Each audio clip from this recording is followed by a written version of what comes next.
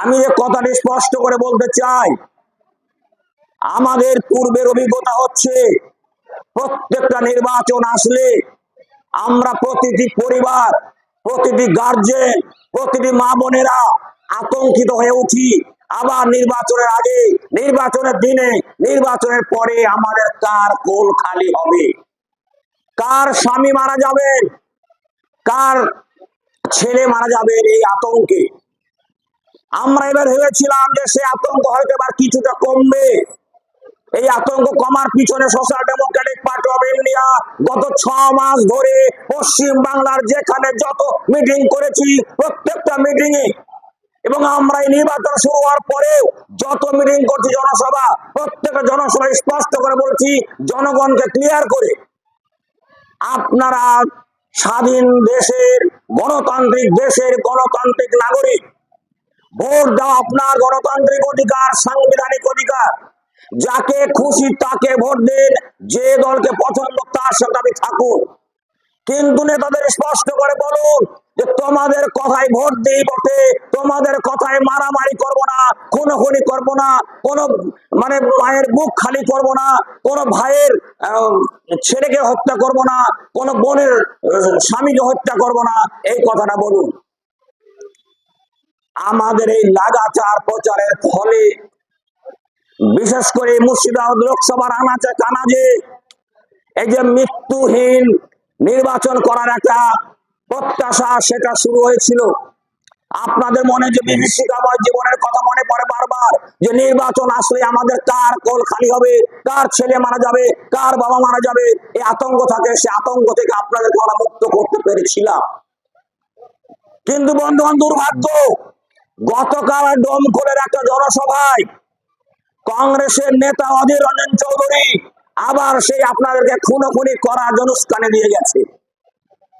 আজকের আনন্দবাজারে খবর আছে যে তিনি বলছেন যে মোহাম্মদ সেলিমকে জিতাতে হবে, তাতে মরতে হয় মরবো, খুন হতে হয় খুন করব, খুন করতে হয় খুন করব।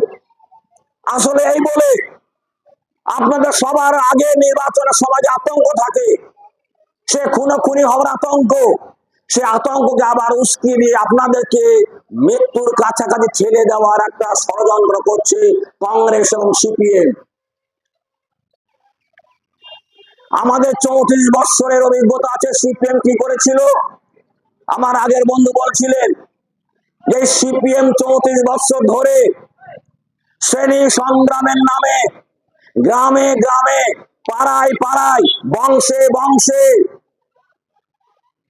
মহল্লায় মহল্লায় খুনোখুনির রাজনীতি শুরু করে গ্রামীণ বাংলার যে সংহতি, সম্প্রীতি, ভালোবাসা, মহব্বত, প্রেম, সেটাকে ধ্বংস করে ধূলিসাৎ করে শেষ করে দিয়েছিল। ভোট আসলে মানুষ আতঙ্কে দিন কাটাতো। আবার কেউ কার কার মৃত্যু হবে, কাকে হত্যা করা হবে, কার লাশ কবরে যাবে। বন্ধুগণ, আপনারা কি আবার সেই সিপিএম কে ফিরিয়ে এনে সেই আতঙ্কের দিন, সে বিভীষিকাময় দিন, সে অন্ধকার দিনকে ফিরিয়ে আনতে চান? আজকে যদি গ্রামের আশেপাশে ঘুরেন, দেখবেন এখানে সেখানে কিছু শহীদ মিনার আছে। শহীদ মিনার, শহীদ মিনার মানে হচ্ছে সেই সময় সিপিএম আর কংগ্রেস মারামারি করে আপনার ভাই আমার ভাই, আপনার ছেলে আমার ছেলে, আমার চাচা আপনার চালা, তাদেরকে মেরে, ভোটের নামে দলের নামে মেরে সেই শহীদ মিনার তৈরি করেছিল, শহীদ বেদি তৈরি করেছিল। আজকে যখন কংগ্রেস আর সিপিএম একসাথে ভোট চাইতে আসছে, তখন শহীদ বেদিগুলো এবং সেই শহীদ বেদিগুলো যাদের স্মরণে করা হয়েছে, সেই শহীদ বেদিগুলো এবং যাদের স্মরণে করা হয়েছে, সেই ব্যক্তিদের আত্মা, তিনি যেখানে থাকুন না কেন, সেই আত্মা আপনাদেরকে উপহাস করছে। আমাদের মৃত্যুর বিনিময়ে তোমরা এইখানে এই রাজ করেছিলে। আর আজকে যাদের শত্রু চিরদিন, যাদের শত্রুতার কারণে আজকে অনেক মানুষের কেস আছে, আজকে অনেক মানুষের জেল খাচ্ছে, আজকের মানুষকে 2 মাস পর পর বহল করে যেতে হয়, তাদের সাথে তোমরা কোলাকুলি করছো। এই যে শহীদ বেদিরা যারা শুয়ে আছেন, তাদের আত্মা আপনাদের উপহাস করছে। সেই কথা কি আপনারা ভাববেন না? সেই জন্য আমি যে কথাটা বলতে চাই, এসডিপিআই কে ভোট দিন।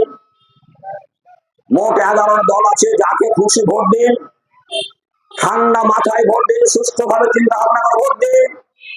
কিন্তু কখনো কোন দলের কথায় নিজের গ্রামে, পাড়ায়, বংশে খুনোখুনি মারামারি করবেন না। এই খুনোখুনিহীন, মৃত্যুহীন, রক্তহীন নির্বাচন আগামী 7 দিনে আপনারা করবেন, এই প্রত্যাশা রেখে আমি পরবর্তী আলোচনা শুরু করতে চাই। বন্ধুগণ,